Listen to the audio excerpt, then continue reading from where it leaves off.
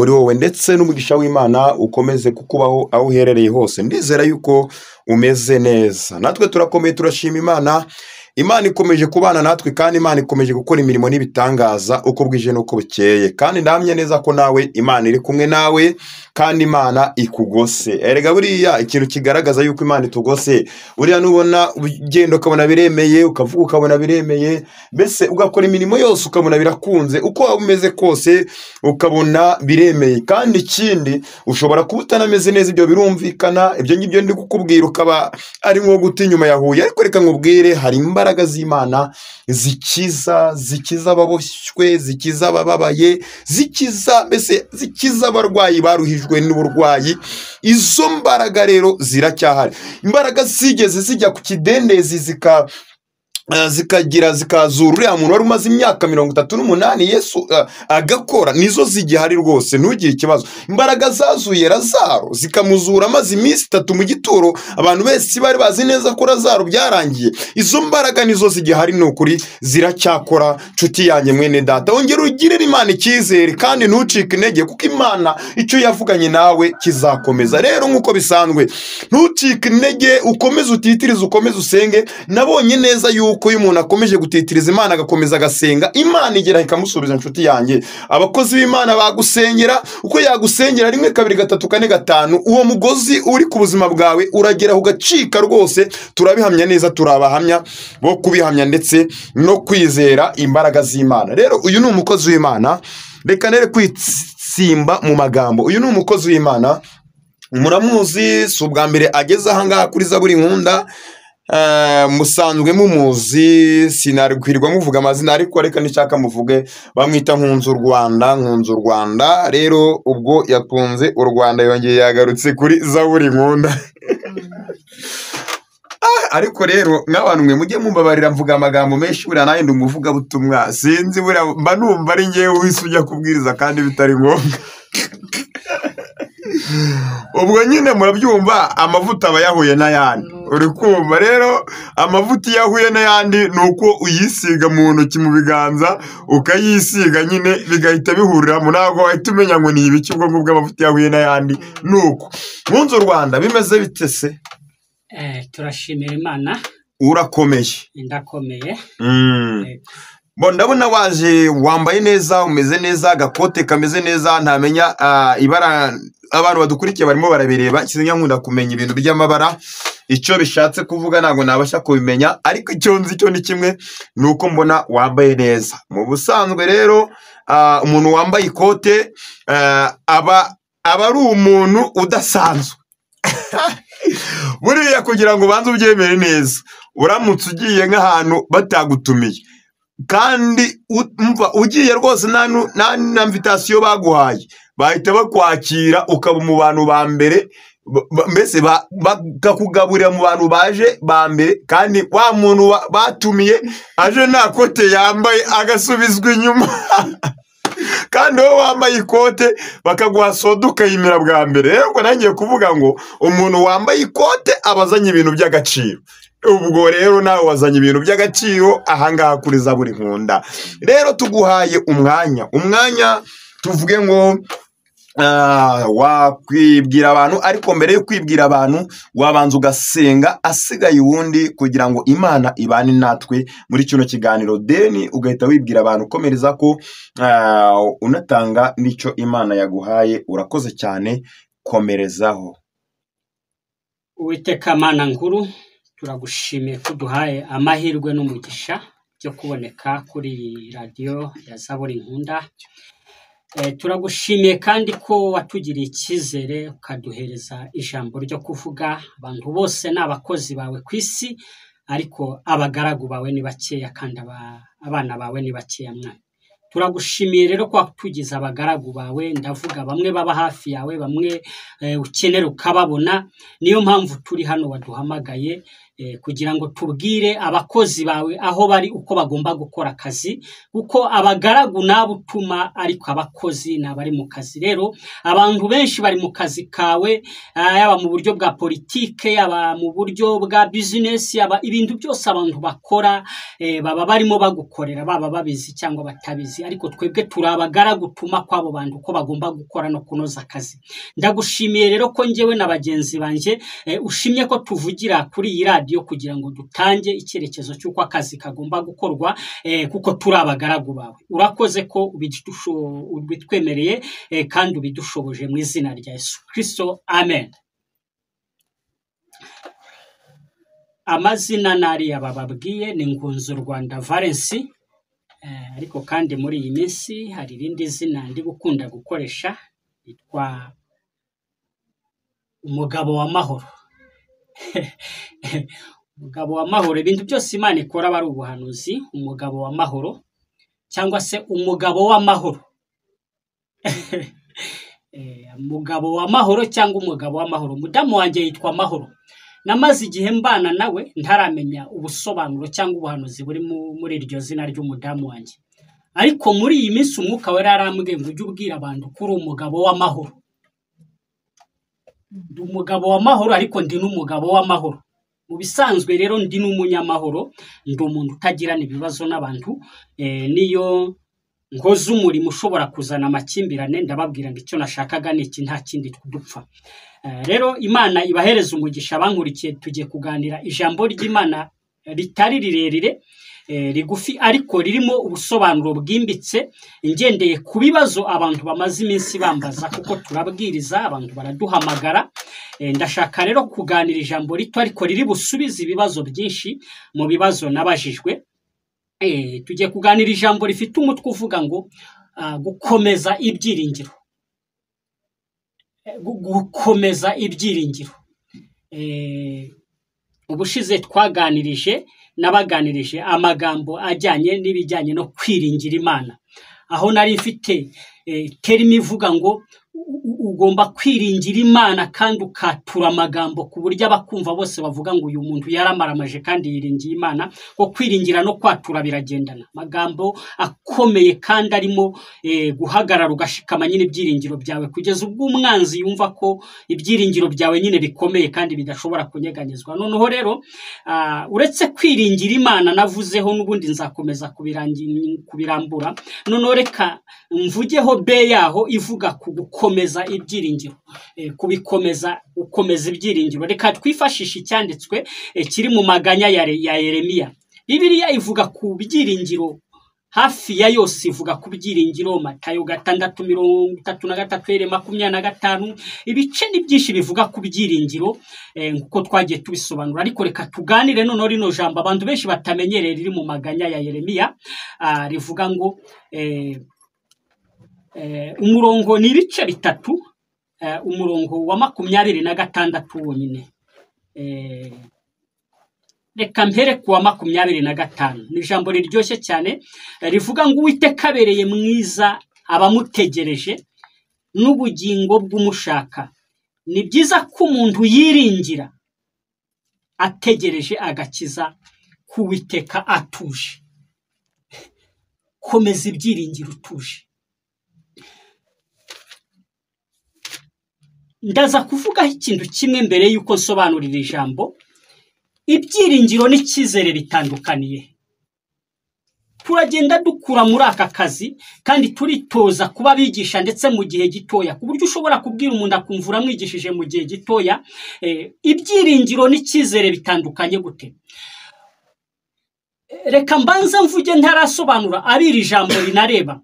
Iri jambo riragireba abakozi b'Imana cyangwa abagenzi cyangwa abagaragu b'Imana Imana yavuganye nabo bategereje iby'Imana yababwiye, ndetse si abakozi b'Imana bonyine. Iri jambo rirareba abanyamasezerano bose muri rusange, ndetse rirarenga imipaka rikareba n'abayobozi mu buryo bwa politike bazana impinduramatwara. Kuko abantu bazana impinduramatwara muri ibi bihugu byacu no mu buryo bwa politike, hari ibintu baba biringiye bazazana cyangwa bazazanamo impinduramatwara zabo badacogora. Kirumvikanye.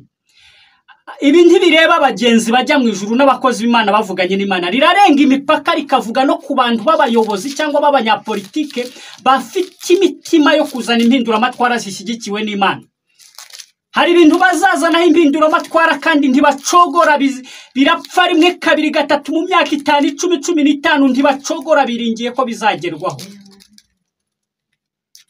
Iri rirakureba wowe uzi ko impinduramatwara zawe cyangwa ibyo wiringiye kuzageraho bizagerwaho, wicogora nawe rirakureba. Abandi rireba ni abagenzi bajya mu ijuru,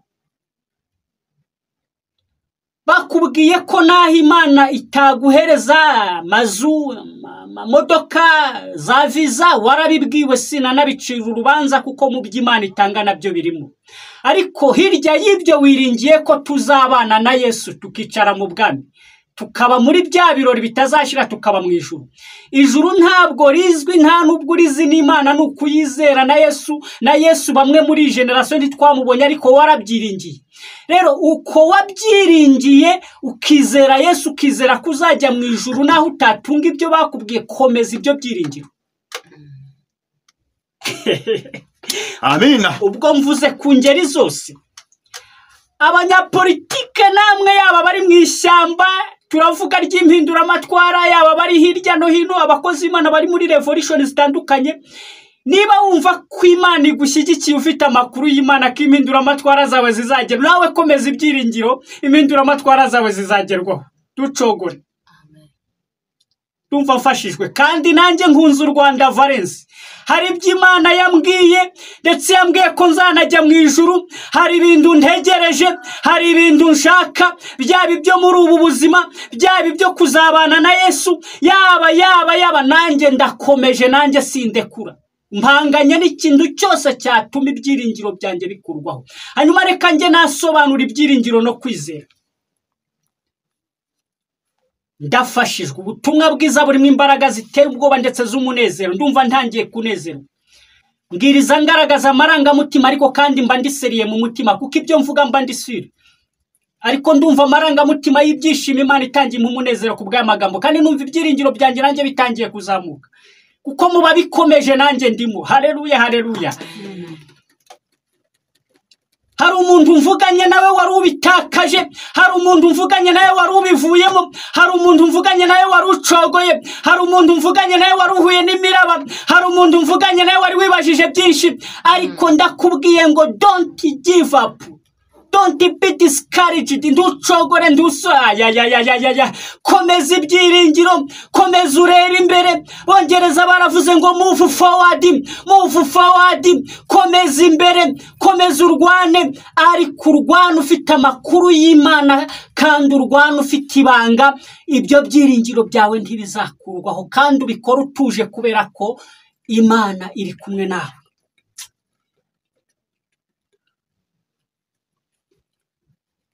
Ngaruke gatoya kugira ngo ntaza gukoresha igihe cy'umurengera cyane, nsobanure ku byiringiro n'icyizere. Ibyiringiro reka nigire mu mubiri.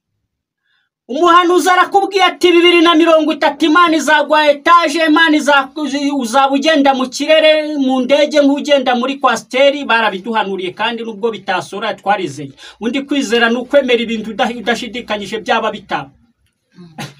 Batubwiye ko 2030 tuzaba turuta ba Rujugiro, so baduhanuriye ibintu byinshi, ibyo kandi twarabyizeye. Ariko nje nkunze u Rwanda Valence ngerekaho ngo yumbwiye baduhanuriye kuzaba dufite inganda z'amamodoka. Ibyo bisohora bidasohora, nsubiza ijambo rimwe ngabwira abagenzi ngaho tujya ni mu ijuru, ntabibona mu ijuru biri. Ariko kandi nizera ndashidikanya, ndabyambarira, ndabigendera, ndabiryamira, ngenda ngurusha ba Rujugiro ubutunzi, ngenda ngurusha abana ba Perezida. So kuko iby'Imana yavuze nubwo ndabifite, ariko mu kwizera ndabifite. So ntibucike intege rero. Rero ibyiringiro ni iki? Hari abantu numva mu mwuka bari guseka, ariko ibintu bya Yesu birasekeje. Mukomeze ibyiringiro bakundwa, kuko biratangaje. Umuntu araterura akaguha u Rwanda, akaguha Amerika, kandi wowe ariko nyine n'ibyiringira bakwiringiza.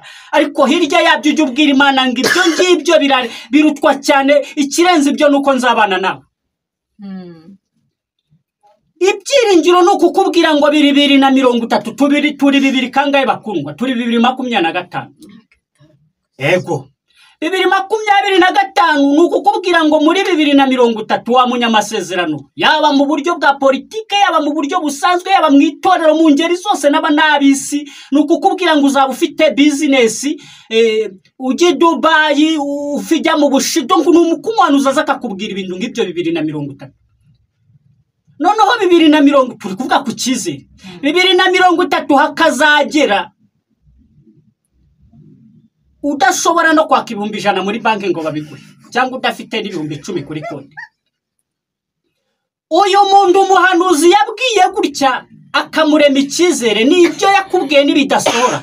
Ibyo bintu ndakubwiza ukuri kuzatangira gutuka abahanuzi, utuka Imana, utuka abarokore, utuka abakristo, utuke kuko barabikubwiye ibyo ntabwo bibonetse. Ni ukuvuga ko icyizere n'ibyiringiro bitandukaniye. Icyizere nuko ibyo bintu bakubwiye, iyo ufite icyizere ntubibone uragwa burundu ukanatuka babikubwiye. Ariko nimwumve ibyiringiro. Umuntu ufite ibyiringiro ameze nka Daniyeli, dobe enemo santrere. Daniyeli baramubwiye ngo turaguta mu rwobo rw'umuriro. Abwira abantu ngo baramubwira ati se kwa tubwiye ko Imana yawe iri bugukize, iri bukurengere. Arababwira ngo iyi Mana yanjye nzikiri bunkize. Wo Daniyeli. Ariko kandi nubwo bantereramo ngatokombera, ndi butokombere nkize kaya nubwo natokombera ndaza gutokombera mvuga ngo uracyari y'Imana. Ukuvuga ko ibyiringiro ubugeze ku rwego utizera Imana kubw'ibintu runaka cyangwa kubw'impamvu runaka, uba wizera Imana nta kintu na kimwe ushingiyeho gufuka yizera uko nyine. Ariyo mpamvu abiringira bavuga ko na nyuma y'ubu buzima n'abantu barengeje amaso iby'ubu buzima, ariko habaye hari n'ibyo mw'ubu buzima bigusunika nabyo nta kibazo. Twigarukire kuri message ronerekeza ku musozo.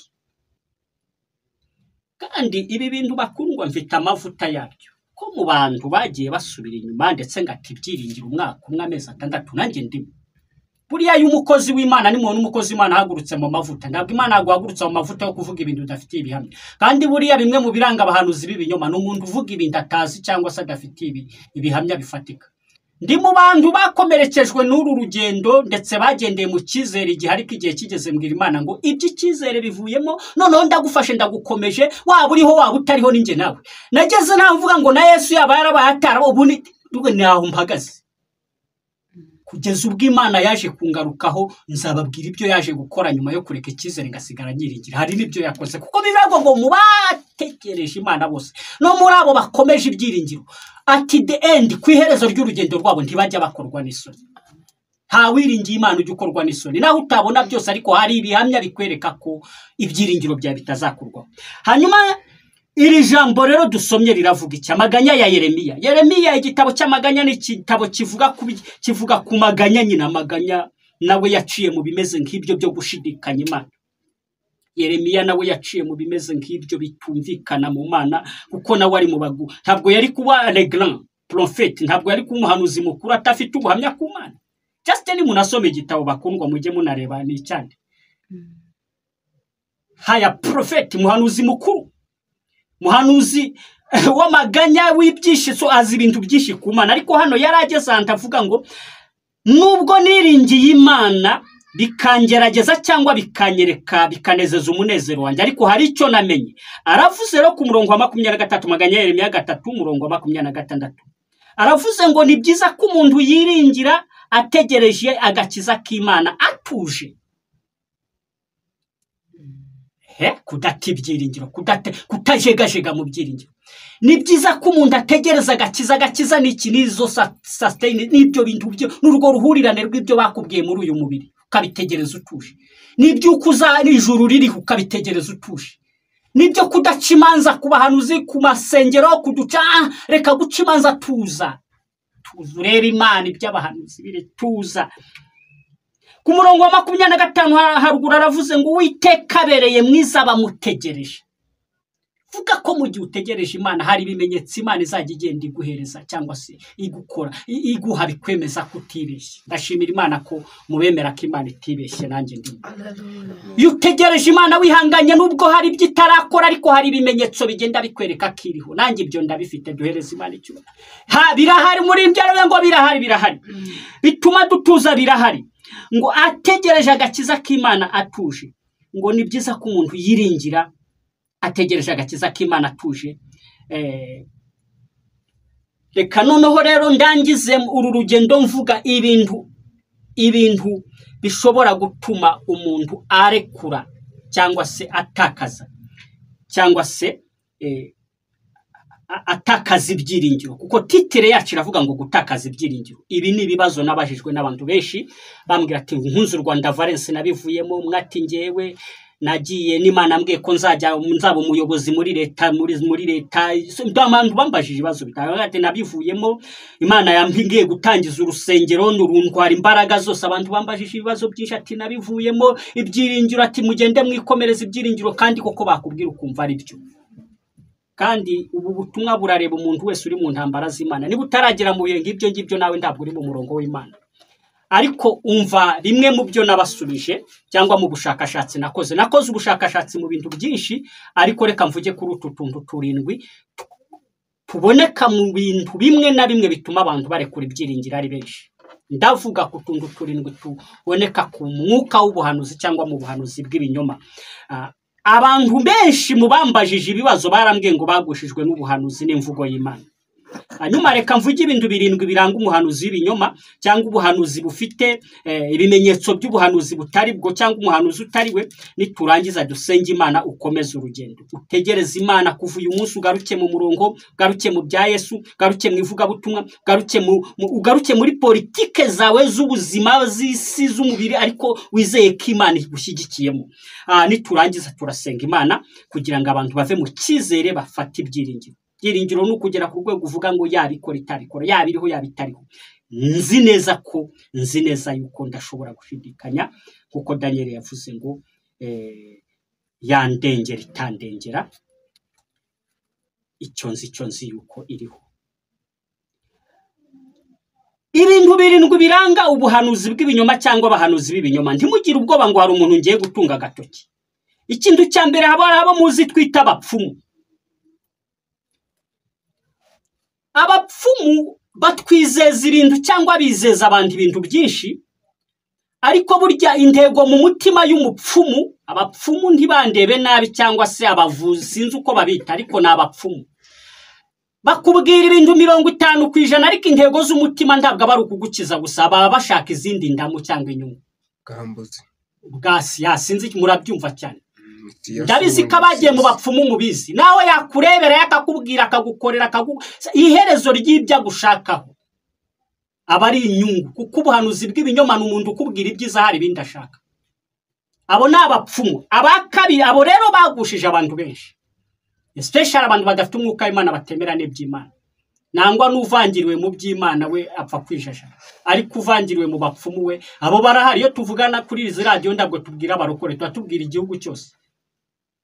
Rero va mwabo bapfumu wiringira Imana uyibwire ngo ngewe nzi neza cyangwa numvishije ijambo rimwe rivuga ngo kukwizera no kukwiringira igihe kiragera ibintu bigasobanuka. Niyo ndwara nibyo bindi igihe kizagera, nubwo waba udasenga cyane mwene data munyarwanda, mwene data munyafurika, igihe kizagera ibintu byishyiremo neza upfe kubwira Imana ngo naba nguzi naba ndakuzi icyo nzi cyo warandemye uranzi ibi bizasobanuka, ureke kwirwanira n'ushaka izindi Mana. Abantu ba kabiri ni abafarisayo, abo twita abafarisayo. Abafarisayo ni abantu bemera Imana, bayemera 50%. Mpamvu abafarisayo Yesu yabatanzeho urugero mu gihe kiwe. Ni abantu bemera Imana 50, bemera Yesu 50, indi 50 bakayihakana mu mutima. Nuko ngo bazi ko Imana iri, ariko bayihakana 50 bakayemera 50. Ngo ni abantu bemera Imana ibice, bavuga Imana 100%, ariko mu mutima bayihakanisha ibyo bakora 100%. Ibyo bitumuka ubundi buryarya niki? Buryarya n'umuntu ukubwira ibyo akubwira 100% ku rurimi, ariko mu mutima zika kari bukwice. Abo bahanuzi b'ibinyoma. abo nibo bene data b'abahanuzi birirwa batunga agatoki baza mu nsengero Jesi njya mbishobora ugasanga n'umushumba aragiye intama. Reka twivugire n'urugero, narabyumvishije abashumba namwe mwihangane si mwese, ariko ugasanga aragiye intama 50% bereka urukundo, indi 50% bashaka mu imodoka n'ibindi ashaka by'ejo hazaza byo kwinezeza. Gusa murumva uyu muntu atagetinga imitima no gukiza abantu cyangwa arabashakamo ibintu. Ugomba kuyobora abantu nta kindi kintu bashakamo, ugamije kubakiza 100%, hanyuma wamara kubakiza na Imana ikazabakoro bakabona ko wabakije bakaguhishimwe, ariko nta bindi bashakamo. Aha, abafarisayo babwiraga Yesu 50% kuba mukunda, ariko mu mutima 100% bari bumwica mu gatondo.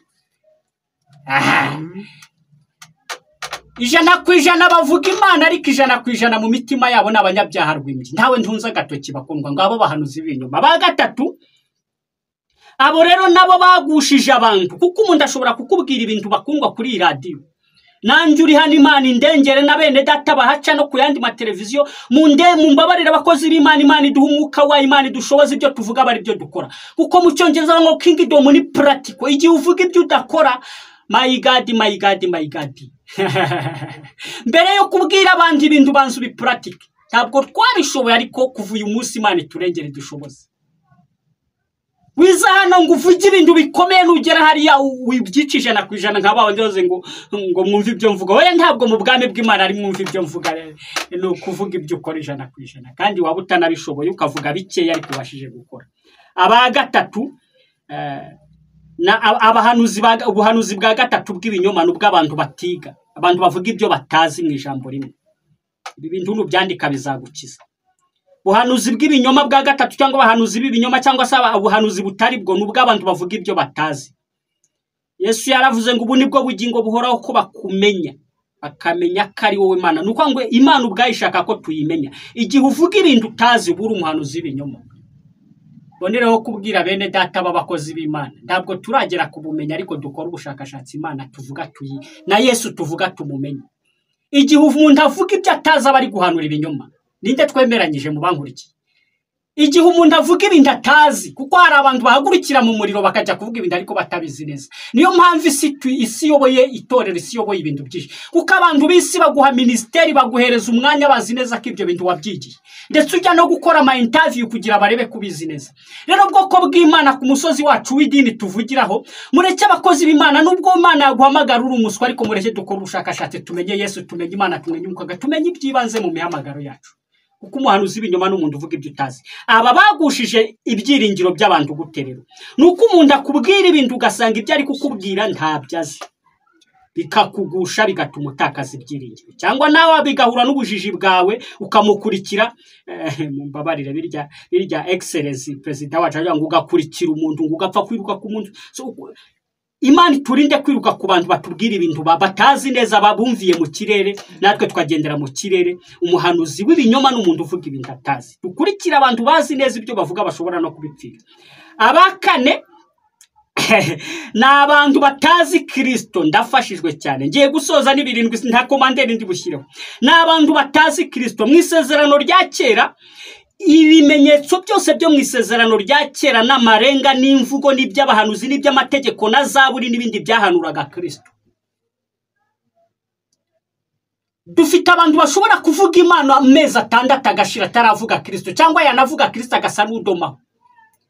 Tugomba kumenya Kristo amano, tukamumenya imbavu, tukamumenya umutwe, tukamumenya ururi, tugomba kumenya Kristo, tukamumenya ku musaraba, tukamumenya mu mumva, tukamumenya mu rupfu, tukamumenya ibitangaza, tugomba kumenya imbaraga za Kristo, kuko umuntu uvuga Imana atazi Kristo, adasobanukiye Kristo neza, bari umuhanuzi w'ibinyo. Aha, mumbabarire, nanjye sindagera ku kigero gikwiriye. Twese dukora ubushakashatsi. Navuze ngo uyu munsi twese duhuguke. Abantu ro babwiwe Yesu nabi batumye abantu batakaza ibyiringiro byo kwiringira Kristo, ariko uyu ni wo munsi wo kugira ngo Imana iturengere. Cyakane abahanuzi batazi Kristo. Cya gatanu, ubuhanuzi bw'ibinyoma cyangwa ubuhanuzi butuma abantu batakaza ibyiringiro. Cya gatandatu sinzi cyambere babandi babapfumu. Cya kabiri n'abafarisayo n'abavuze. Cya gatatu n'abadasoma badafite ubumenyi. Cya kane n'abatavuga Kristo. cyangwa bavuga bya Yesu batamuzi. Kumva kumenya Kristo amaraso, tukamumenya ku musaraba, tukamumenya mu ijuru mu nama y'agakiza imutegura, tukamumenya kuzuka, tukamumenya ubuzima bwe. Tugomba kumenya Kristo, tukamumenya Mana we. Kandi ibyo ngibyo tubisaba ko twiga nyine, ko twiga. Ndetse namwe banyamuhamagaro, niba uniga, niba unahanura, iga ku by'ubuhanuzi, umenye ubuhanuzi n'iki, bahanura gute, umuhanuzi ni so, dukora ubushakashatsi kuvuga ibyo utazi ubura umuhanuzi binyume. Cya gatanu, nabahanura intego z'imitima yabo atari ugukiza abantu, ari indamu. Twavuze ku bapfumu, ariko hari n'abantu b'Imana. Ze kumva abakozi b'Imana batunga agatoki, abahanura muri Ezekiel 33-34 batunga agatoki, cyangwa n'Imana yatunze agatoki muri Ezekiel abashumba bahanurira indamu. Ubuhanuzi bwo muri Ezekiel butunga agatoki abantu bahanurira indamu. Umuhanuzi w'ibinyoma ni iki? Ni umuntu uza kukubwira iby'Imana, akaguhanurira, akaza akagukora umurimo, agakora iby'Imana, ariko intego atari ukugira ngo agukize, ahubwo hari ibyo ashaka kugeraho. Agusambanye, akurya utwawe, akwibe, akwigarurire, kubw'ibyo ashaka atari kugira ngo akurokore. Babarire ndawe ndunza agatoki. Kandi twese nk'abahamagawe n'Imana twaciye muri ibi bintu, ariko maze kumenya ko igihe Imana iguhamagaye, korera Imana ndacyo urebyeho, vuga Imana ndacyo urebyeho, vuga Mwuka Wera, vuga Yesu, korera Imana amanywa nijoro. Iyo ukabona nubwo wakwirwa ugenda n'amaguru, karara ugenda n'amaguru, ukabwirirwa ukaburara, ujye ubwira Imana ngo I have done what I have supposed to do. Nakoze ibyo nasabwaga gukora, we kora nk'Imana. Muhanuzi w'ukuri n'umuntu ukorera Imana ndakindi ashaka rero. Babandi mufite intego mu mutima z'ibyo mwamaze kwiyumva, nanjye kandi Imana indengere, kuko sinjya ntunga abandi agatoki. Biravuga ngo umutambyi n'umuntu wemera intege nke z'abayoboye, kandi wakemera ko ari umunyantege nke. Twese turi hano kugira ngo Imana ituvugurure, Imana iduhe kongera gukora. Guhanura intego ari amazu, guhanura intego ari amamodoka, intego ari visa, oya, birya bakubwiye n'ama accessories n'inyongera, ariko intego y'icyo tugambire no kujyana abantu mu ijuru. Icya kabiri ni gukora Imana ikakugororera, kandi wakora neza Imana ikaguhereza umugisha. Icya gatatu ni abantu batera imbuto. Yesu yaravuze ngo muzabarebera ku mbuto bera. Ibi byose mvuze ni ibimenyetso n'imbuto, ariko abantu batera imbuto mwese murabazi. Nukuri hari abantu batakihishanya, nangwa n'abafarisayo barijijisha, ariko hari abantu rwose uri mu mwuka ubona sinzi wavuze ngo ni Satani igenda n'amaguru. Biby'imbuto barabiretse, bavuga Imana ku karubanda no mu kabari no mu byuso, boni ku karubanda batera imbuto ku buryo umureba ukabona ko ntabwo ari umuntu w'Imana pe. Uwo ni umuhanuzi w'ibinyoma, cyangwa se nabatuma abantu batakaza ibyiringiro. Turi kuvuga ku gukomeza ibyiringiro, aba nabatuma abantu batakaza ibyiringiro. Umuntu yareba imbuto zawe, yareba imyambarire yawe, yareba imigendere yawe, bavugaga ngo amakoti n'ibiki, bareba imyambarire, bareba uko wigize, bareba ibyo wikoze, bareba uburyo uteye, umuntu akavuga ati se uyu ni umuntu w'Imana cyangwa n'ikindi kintu. Akundwa, twera imbuto, twera imbuto, twera imbuto, twera imbuto. Sozi cya karindwi cyarambabaje cyane, cy'imbuto. Imbuto, umukozi w'Imana ndavuze izina mu mwaka ushize yanyibye ibintu byose mu nzu. Ni inshuti magara, twari tuyaraje dukundana nk'amezi 6 by'agashyuhirane. Mana we, Mana dushoboze kwera imbuto zikwiriye abihari. Hageze aho umuntu Imana ishaka kuzana ububyutse, aho uzajya uva hano ukajya muri Nigeria, ukajya Australia, ukajya muri Amerika, kandi aho ugeze mu rugo rw'umukristo ukaryama bakwemera nk'umukristo. Ariko ibi byagiye bikomwa mu nkokora, ku buryo umuntu ashobora no kugera ahantu n'abene so babona ko wavuga ko umukozi w'Imana, bakakujyana muri hoteli ntibakujyane mu rugo. Ibi bintu byo kujyana abantu mu mahoteli byatewe n'ibyo bintu byo gutera imbuto no kwikanga. Mane turengere, twera imbuto, kandi bake bazera imbuto Imana izabereka agakiza kayo, bake bazakora bera imbuto Imana izabereka ukuboko kwayo, kandi Imana izabaha amahanga bayayoboza inkoni y'icyuma. Cya karindwi gituma abantu batakaza ibyiringiro. Aba bantu batera imbuto batuma benshi batakaza ibyiringiro mu Mana, guhemukirwa, especially abantu bataramenya Imana. Tuba dukeneye kuzana ku Mana, cyangwa se n'abana abisi bataremera iby'Imana. Cya karindwi n'abantu batemera Kristo nk'Imana. icyo na bene data b'abayisilamu ndi mu mpaka nabo, ariko nta muntu tuzacira urubanza. Ubumana bwa Kristo n'uburyo Kristo ari Imana, iki tuzakidevelopaho. Abakozi b'Imana bafite amateleviziyo cyangwa bafite platforms zo kuvugiraho, tugiye gutegura ibintu byinshi kuko twarateguye. Twigishe ku mateleviziyo uburyo Yesu ari Imana. Ndashoje twigisha uburyo Yesu ari Imana, kuko igihe ubwiriza Yesu umwemera nk'intumwa, umwemera nk'umuhanuzi, umwemera nk'ikindi kintu, tamwemera nk'Imana. Kandi ubumana bwa Yesu nabwo ni ukwiga ugasobanukirwa, tukajya impaka Bibiliya tukayizana, ubuhanuzi tukabuzana, tukajya impaka hariya kugeza ubwo wemera ko Yesu ari Imana. Yesu Kristo n'umwana w'Imana wigize umuntu, cyangwa se n'Imana yigize umuntu. Reka dusenge Imana. Ibi rero by'uko abantu bemera Yesu ko atari, byagushije abantu, byatumye abantu batakaza ibyiringiro.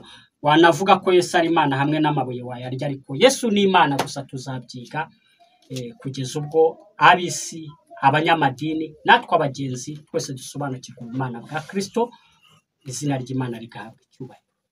Ndagushimiye Uwiteka ko waduhamagariye umurimo wo gusobanura ibyawe no kuvuga ibyawe. Nsengeye imitima y'abanyumvishije bose Mana. Wampaye izi message 7 zigaragaza ibintu biri gutuma abagenzi batakaza ibyiringiro. Urambwira ngo ni bimwe muri ibi ngibi ni ingenzi cyane. Urambwira ngo nzabisobanura kandi tuzakomeza kubisobanura. Rero nsengeye imitima y'abantu batakaje ibyiringiro kubw'impamvu z'ubuhanuzi, kubw'impamvu z'isi, kubw'impamvu z'umubiri, kubw'impamvu zarizo zose. Bagarukana ibyiringiro kandi bagaruke mu bwami, kandi bagaruke mu murongo wo kwamamaza ibyawe, bategereje wewe wenyine kandi bategereje agakiza kawe, ntacyo barebye. Besheje umugisha abanyumvishije bose n'abumvishije ijambo, ndetse n'abakurikirana ijambo ryawe no kuri iyi zaburi nkunda. Besheje umugisha umuyobozi w'iyi zaburi nkunda. Besheje umugisha igihugu cyacu, kuko waratubwiye ngo turi umugisha, kandi ngo waduhaye umugisha abagaragu bawe Mana.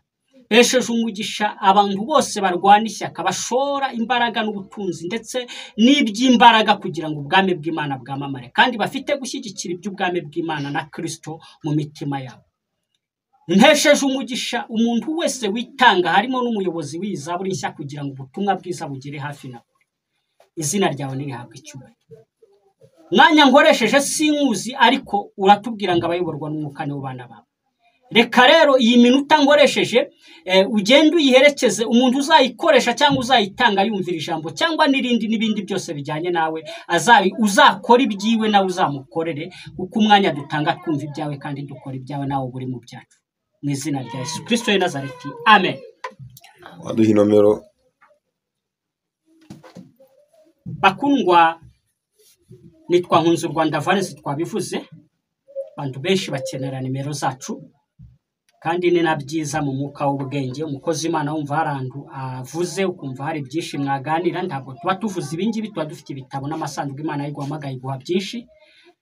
Rero wambaza, nagusengera, nakugira inama, kandi nagufasha ko hari ibyo tudafite, ariko iby'ingenzi Imana ndikenge twafashanya muri byinshi.